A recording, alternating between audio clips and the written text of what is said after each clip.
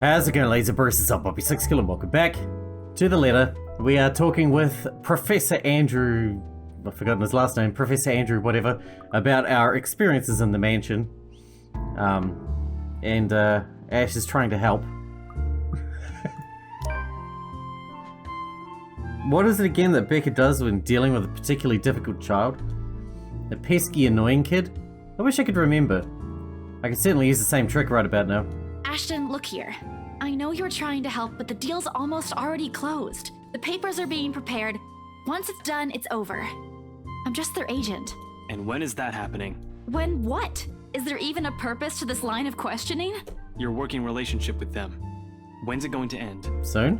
About a week from now. It depends on how long the approval process would take, but they wanted us to rush it. Really? You're absolutely sure about that? Yes, really. Unless they want to buy a house again and want me and Rose to be their agent. If yes, then I don't see a problem with it. Now stop annoying me about it. Don't accept it. What? Why? It's my job. Oh lord, even my younger siblings aren't this difficult to deal with. Then again, Ash is far from a younger sibling to me. If he'd only spell it out, surely I'd understand.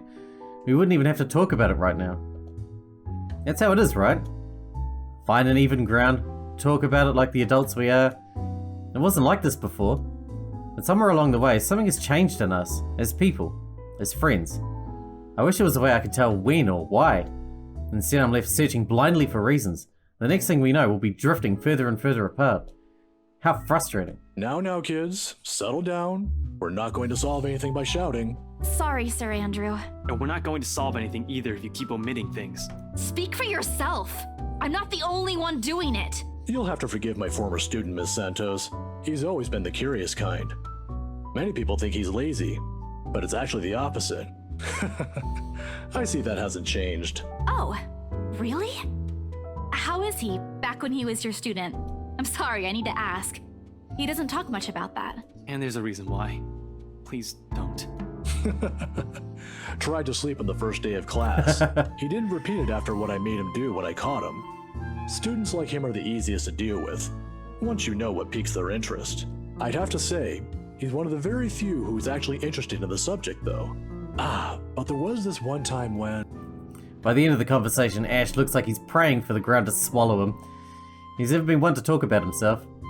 What I know about him are mostly bits and pieces I've gleaned over the years. He's an atrocious singer, he's bad at art, he has a personal vendetta against mornings. Jeez, he sounds like me. Now it feels like he isn't hard to figure out at all. It's past noon when Andrew has to leave us for another meeting. But before we separate... Miss Santos, a word of advice. Just keep in mind that when it comes to cases like this, things aren't always what they seem. You haven't helped me yet. Help me.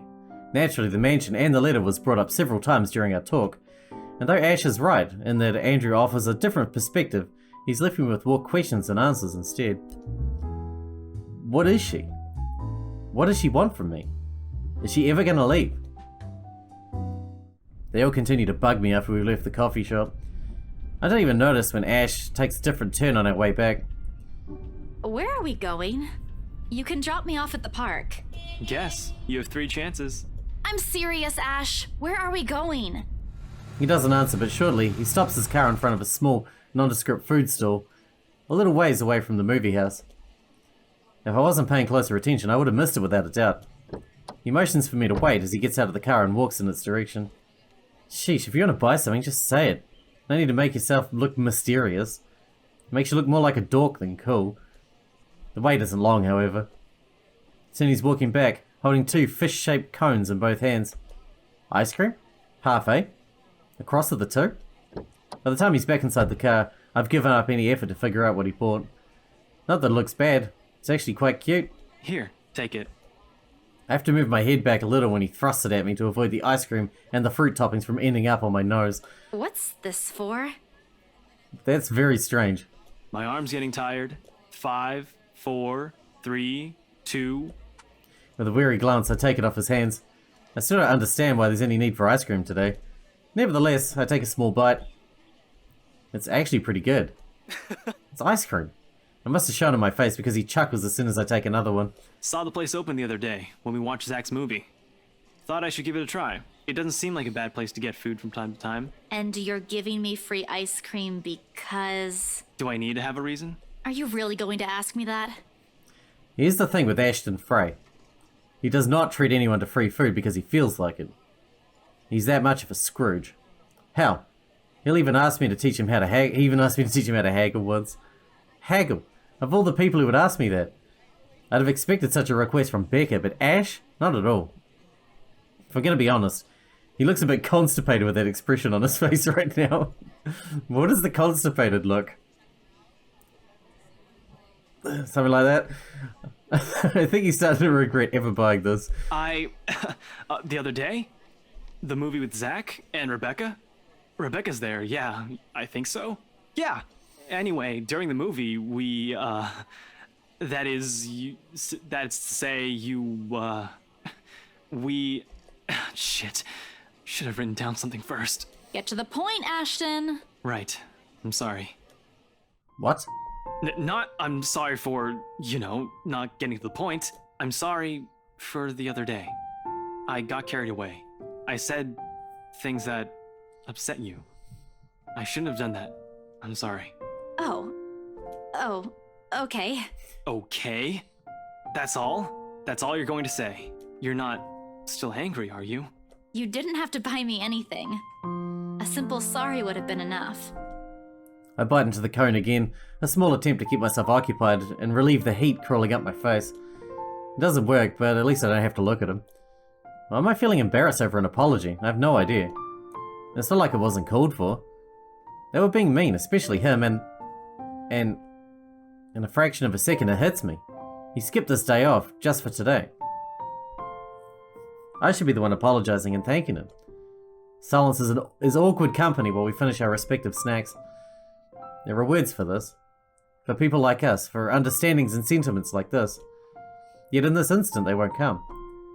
As promised, he drops me off at the park right after, phrases unsaid still hanging heavily in the air. In this weather, the city park gives off a lazier and more languid vibe than usual. Where children are usually seen running around and playing, there are now people lying, leaning back on their picnic blankets, simply enjoying the afternoon sun. The smell of fruit drifts from the nearby carts, and if the wind blows in the right direction, one will catch the whiff of freshly trimmed grass. Maybe I should try walking home today, to get my mind off things. To try and find the words somehow. I haven't done that in a while. Thanks, Ash, for today. No problem. Say hi to Rebecca for me. Yeah, I will. Even so, I linger. We both do. A mild, humid breeze brings the smell of dried leaves, warmed earth, and a far-off distant memory. Of false starts and awkward first meetings. Same place, same people playing the same parts. Funny, how all of the days, my brain chooses to remember it now. Wait, Belle. Ash exits his car. His strides are unsteady when he approaches me, or maybe this is his uncertainty showing. I'm not quite sure. He's never looked so uncertain to me before. Always calm, always sure, always collected.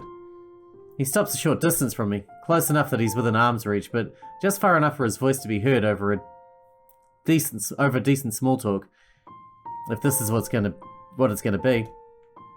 He fumbles for something in his pockets. Here, catch. The small bag lands cleanly on my outstretched hands before it hits the ground. I raise an eyebrow at him, and he responds by shrugging and stuffing both his hands back in his pockets. Somewhere to the side, he finds an interesting spot to look at. Sometimes you have to wait, Papa said long ago. For once, I listen, this time. His voice is halting, hesitant, when he finds it again. My mom used to make me carry around one of those when I was young. To ward off evil and bring you luck, she said. I don't believe in this kind of thing now. But if it makes you feel safe, since you're a total scaredy cat, then I guess it's okay to give you one. Perhaps at the moment, there aren't any words for it. I've never been good with those. But right now, I could thank him the best way I know. You can be nice when you're trying. I close the short distance separating us and give him a light punch on his arm. The gesture familiar in place of phrases one couldn't spin together or answers too early to seek out. See, you can be pretty nice when you're trying. I am nice.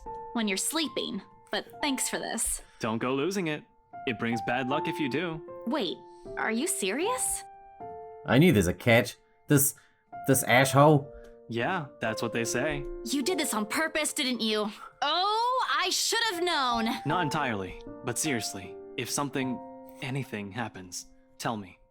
I'll be around. I love how his name jumps from Ash to asshole, back to Ash again, depending on the situation. Before leaving, he waves at me one last time. He's back to teasing me, back to our usual routine, back to what we're comfortable with. But for all that, I believe in him. I just hope I can keep them safe. Keep him safe. A light wind blows again, sending dry leaves swirling and the distinct smell of earth into the air. For the first time, the sunlight feels less harsh. Maybe a walk is good. I need to visit the grocery too. Come to think of it, wasn't there an art store that opened recently near the park?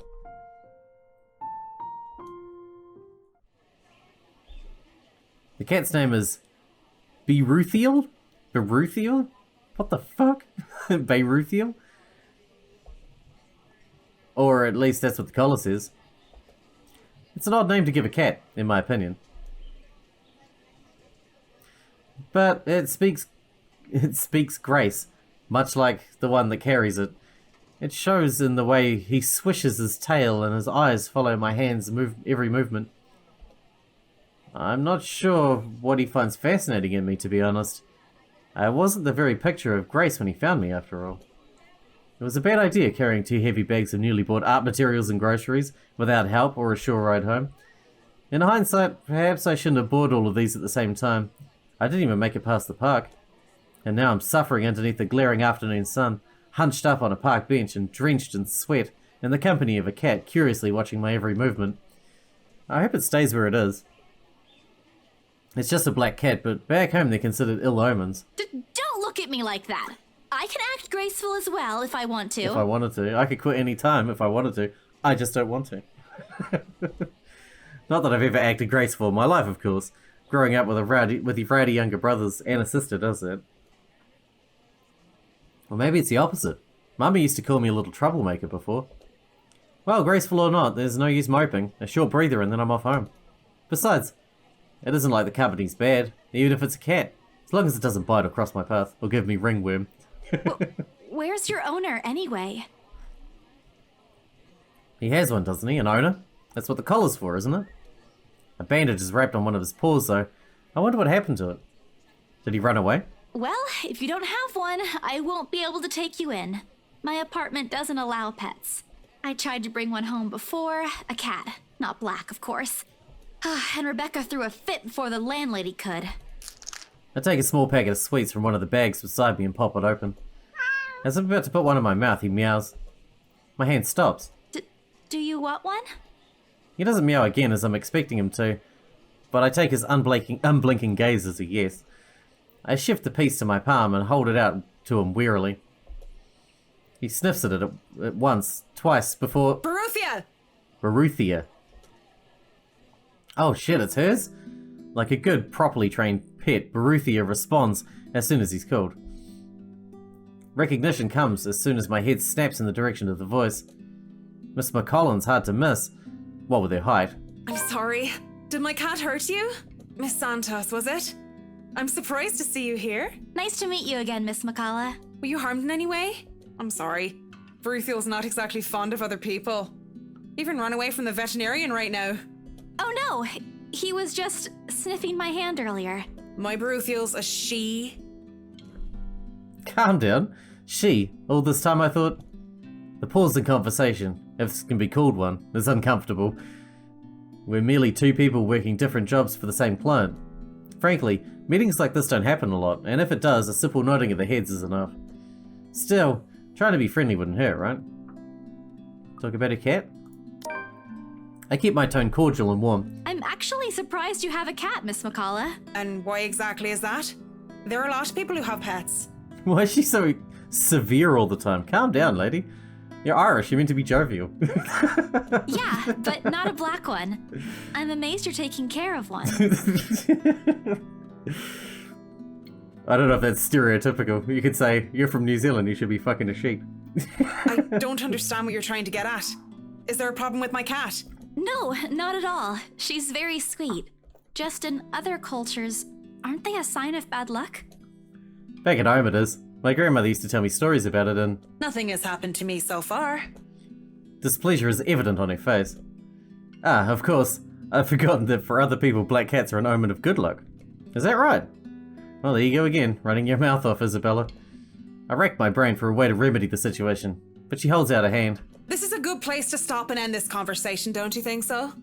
It is good to see you again, Santos. A complete dismissal if I've ever heard one.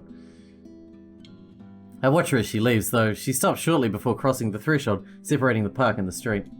She faces me again, looking like there's something she's forgotten to say. By the way, about the Ermengarde mansion, with my clients, it's the rights. I mean, I hope you don't mind me asking, but has the deal been finalized? There's still a few papers they need, but the house is more or less theirs now. Thank you. That's all I needed to know. Wait, about the mansion.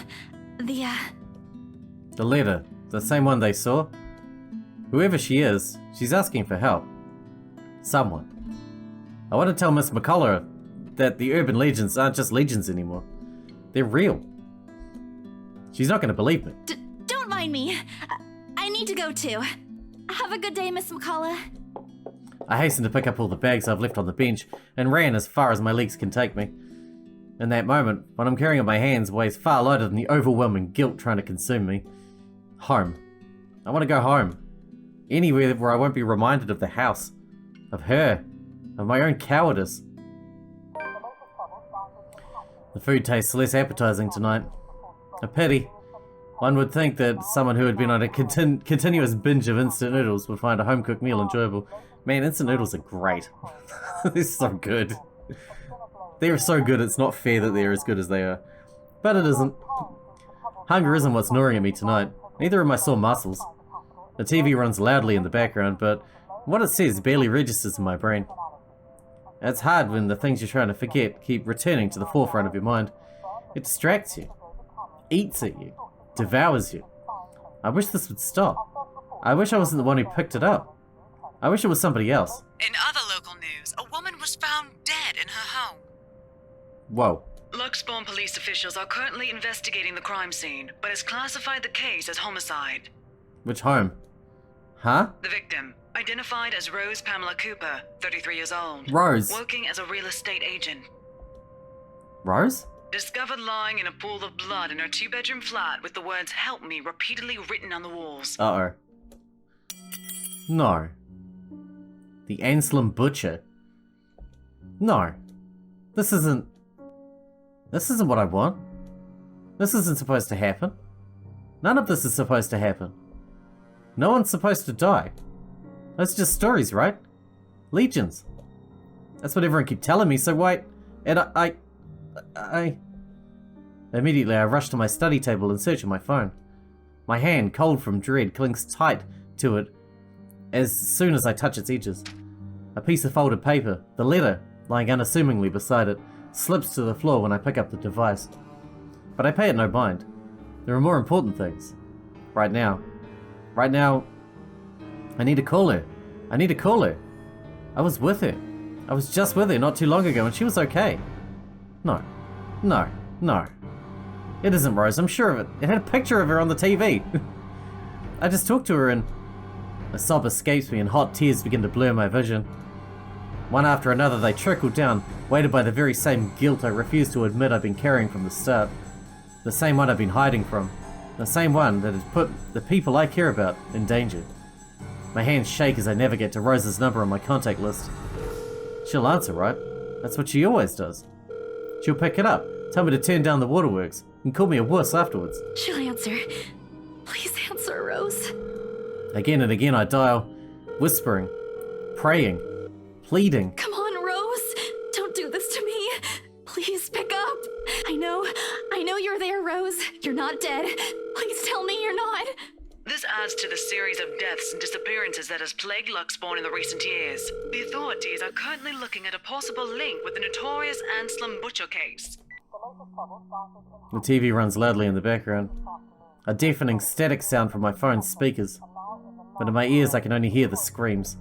Her pleas. Her whispers. We are not safe. A buzzing sensation jolts me awake. My body still wants to sleep, to forget what I heard, what I saw last night. But it's there, nudging, prodding at me. Slowly I become aware of how awkward my position is, and the aches that accompany sleeping in a curled up position the night before. Even if I even slept at all, the memories are impossible to forget now that Rose is gone. They say it's easier when you say it out loud. Instead, the words weigh heavier on me each time. She's gone. Gone because of me. Gone because of the one letter I was too curious to look at. I should have been more careful. I should have just kept my mouth shut. I should have destroyed it before anyone else had gotten involved. I should have... The notification light on my laptop blinks incessantly, mockingly, when I look at it, as if it's calling me back to a sense of normalcy. I check it nevertheless out of habit more than anything. If it were one of those typical days, I'd happily comply and get myself to our office. Today my limbs just feel heavy. On one hand, going will keep me busy, take my mind elsewhere. On the other, the place in itself is a stark reminder of what my fears have cost me. We gotta keep moving on, man. What are you gonna do at home? Go back to bed? We've gotta keep doing something. You gotta do something. Come on. Moping won't get me anywhere. This is just like one of those things, isn't it? You deal with it with a smile, no matter how bad things get, and hope for the best. Although my whole body feels like lead and my limbs are sore, I push myself away from the chair and head for the shower. The letter I dropped on the floor last night flutters open as I pass by, unfolding for no one else but me to see. Every word written on it glares back at me, most of them the same word. They sneer, they ridicule, like living beings fully aware of what they've done. With a huff I pick it up and shove it in my bag, perhaps with more anger and frustration than I'm used to showing. This too I'll deal with. Somehow I'll find a way and make things right. I have to. Before it takes more people from me. Even if I must do it on my own. Papers rustling, telephones ringing, feet shuffling. Overall, today looks like a typical working day at Briar Realty Corporation. Except it isn't. The air is thick with tension and unspoken questions. No doubt everyone present has already heard about Rose. If they missed last night's report, they'd likely see it in the morning news, in the papers, or on various news sites on the internet. Or the fact that she's not here. Or the boss probably should have told everyone. Everywhere is a bitter reminder. In fact, everyone's given me a wide berth as though the mere mention of Rose would be enough to trigger something in me. It's appreciated, but it only serves to create a bigger hole in the place Rose has left. After lunch, my boss calls for a meeting. I don't have to look up from my work to know what it's about. He's in a strange, pensive mood today, probably out of respect for a dead colleague. Oddly, I'd appreciate it more if he just shouted at me today.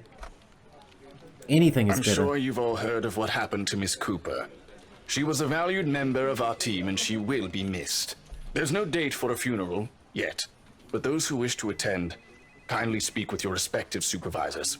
By the way, has anyone heard about our still AWOL staff? None? HR, you know what to do. Santos, a word? In my office? At the end of it, I've been given the entirety of Rose's workload, including finalizing the rights papers, and have been promised an ample compensation for my efforts. I think he's expecting me to be happy about it. Instead, I immerse myself in work. I have to anyway, I want to forget. Time flies when you do, and by the time I give notice, it's already late. Everyone's already gone, leaving me in the company of a radio and a member of our janitorial staff. I don't even know his name. Rose likely does. She remembers people easily like that. The Luxbon Police Department continues its search for the following reported missing people. The radio blares one name after another. Hold on a second. Missing? Aren't they?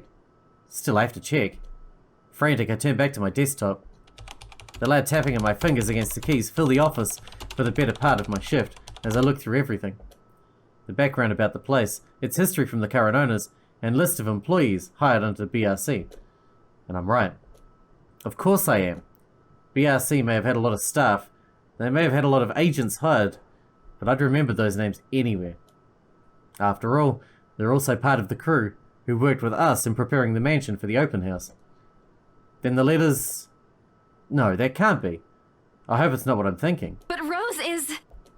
Something snaps into place in the fraction of a moment. These people. Rose. The letter. I need to... No. If it's like this, they still won't believe me. I have to make sure of it first. Evidence doesn't lie. That's what Ash often says, right? If I have proof, then maybe... I don't want to get my hopes up yet, but maybe there's still a way I can save them. The letter, my phone, papers, anything that'll be useful, I grab all of them and stuff them in my bag. I can't stay here. There's something I need to do. There's something these people should... The noise cuts sharply through the room, stopping my hand short of cramming a pen into my bag. Hello? Anyone there? Someone must have left their printer open again.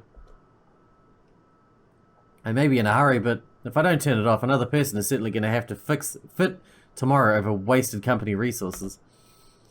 Most of the time, it's Rose who does the nagging, but the clicking of my pen in my hand is a welcome distraction as I search for the said object. Each stride my feet takes also echoes throughout the entire empty workspace. I've lost sight of the janitor minutes ago, and with me being the only one left, the tapping of my feet against the wooden floor is something I soon learned to appreciate. It doesn't take me long to find it. By the time I turn it off, 5 pages are already strewn about the ground, the paper tray having also been left ajar. Sighing, I pick each of it up to put someplace proper, but the page then greets me next makes my blood run cold. The chill that makes its way up my spine is as numbing as the day in the attic. The sheets crinkle under my tense grip. All I can hear is my breathing as it rasps through my gritted teeth. But before I can even gather myself, take the first steps out of here, total darkness suddenly envelops me. As if hearing every horrid thought running inside my head right now, something snaps. A soft creaking grating through the thin veil of stillness that has descended in the room. Every muscle, every bone in my body goes rigid at the sound. Familiar. So familiar now. Yet my own traitorous curiosity still pressed me to take a careful peek over the cubicle's wall. It's her. Standing in the only exit of the office, albeit facing away from me. She doesn't even need to turn around for me to know. It's the same misshapen face, tattered clothes and unsightly gait. The same person in the attic. I take a step back. The pen I'm holding slips from my hand and her entire head turns.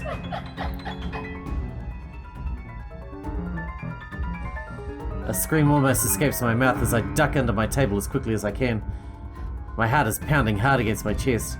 I can hear the bone-chilling sounds of her walk, the weird clicking that follows her, and telltale squelch of something weird as she walks toward me.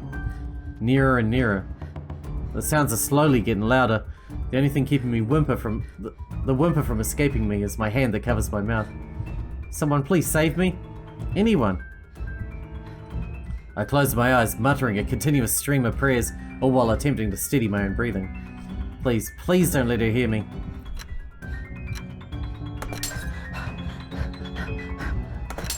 Oh, come on. Ooh, that was hard. How many times do we have to do it? Okay, we got the timing down now. Couldn't get the timing right. You have to do it preemptively. The seconds, minutes stretch out before me agonizingly. Is she gone? Slowly I open my eyes to take a peek. I don't dare move or make a noise. In the face of such terror, I can only beg, let out sullen pleas to whoever is out there. Please, please don't let her notice.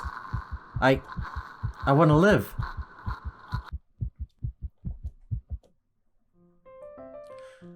Oh shit, we're gonna be Hannah now? It's too easy to get them to pay attention. Enraptured. They hang onto my every word and follow my every move.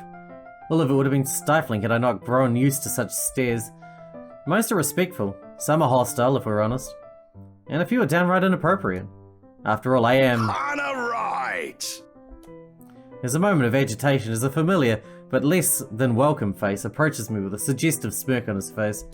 Of course, I have to keep a benevolent smile and greet him as I greet any good friend. After all, this man can turn heads being famous in his own right. Officer Lee! What a pleasant surprise. I didn't think you'd have the time to attend tonight's party. He's more Luke's friend than mine, really. And I'm quite sure I only invited his wife. Much like I'm only friends with the Chief Inspector because of Luke, Luke is only friends with Rochelle because of me.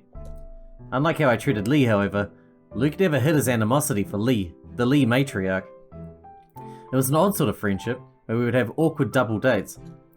I don't recall his first name. It started with an N, I think. I might be wrong. Aside from being Chief Inspector of Luxbourne Police, his wife, Rochelle Lee Vance, owns a General Electronics company. Fridges and freezers, mostly. Oh, I always have time for my favourite socialite couple. Might I say, you look positively ravishing tonight. You sound a little bit like one of the voices from Disco Elysium, one of the inner monologue voices. I can't think of which one. Oh, maybe it's the ancient reptilian brain. That one. You sound a bit like that. I see the husband isn't with you. Isn't he? Doesn't that sound like he's even doing the thick British dialect? The way he eyes me up is enough to make my skin crawl. I just wish Luke was here to fend off the more unseemly of our peers. You know the ones. I mean, who were just a bit too friendly, staring too long at my assets and getting close just because my husband is not there.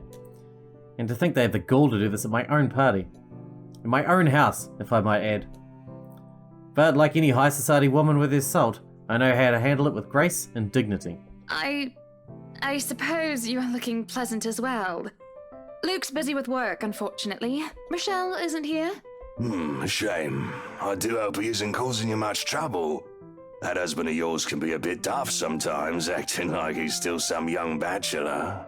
The wife sends her regards and her apologies, but something came up with a doctor and she needed to attend to it. You know her, being pregnant and all. We make small talk. Rather, I'm forced to do so, as he would not leave my side after finding his place there. Much to my chagrin, I've been extricated from the few who flock in hopes of flattering, for I can tolerate them far better than Lee.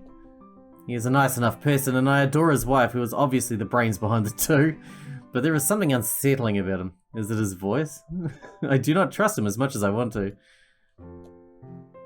He regales me the tales of Luxbourne Police Department, a different affair to the usual gossip I'm privy to, and though I loathe to admit, it is interesting nonetheless. I expect the topic of business to die out quickly, which would be understandable enough due to the confidential nature of his work.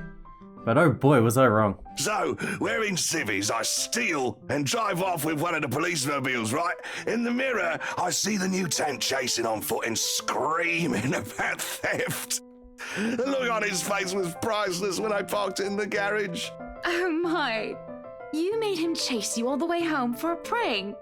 What did Rochelle have to say about that? Rochelle had a strange love and hate affair with Lee.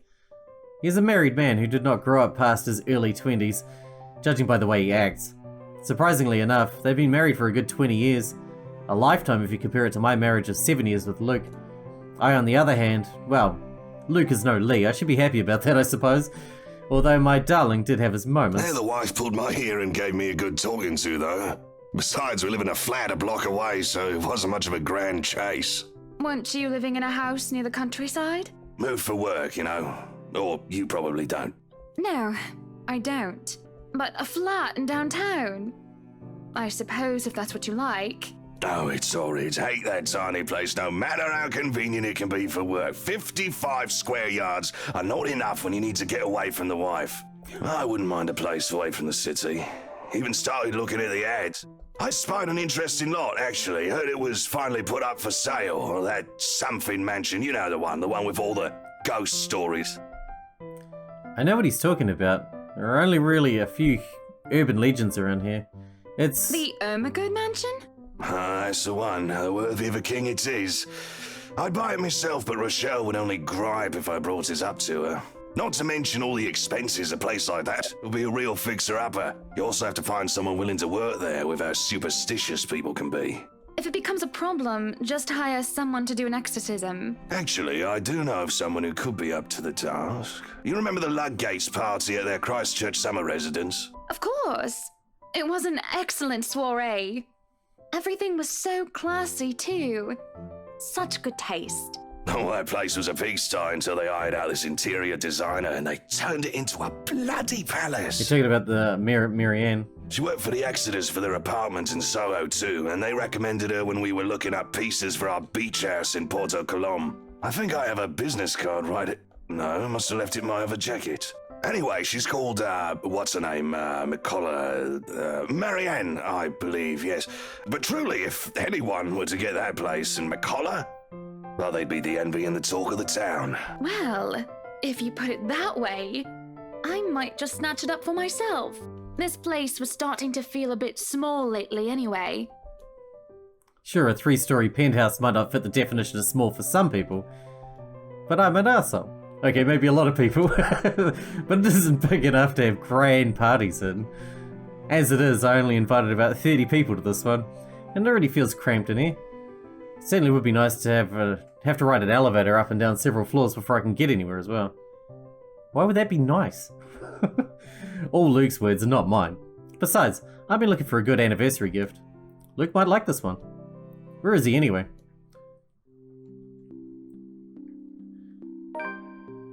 Alright, it's time to wrap this one up, I think, because we're out of time for today, but we are now, Hannah, and it looks like it's before the purchase, so we're back to the start, but now we're running through as Hannah to the point that we're up to. Maybe we do all of the characters up to that point, and then carry on from there to see what happens, I don't know. Guess we'll figure it out. Hope you guys enjoyed it, thanks for watching, thanks for hanging out with me, and I'll see you in the next one.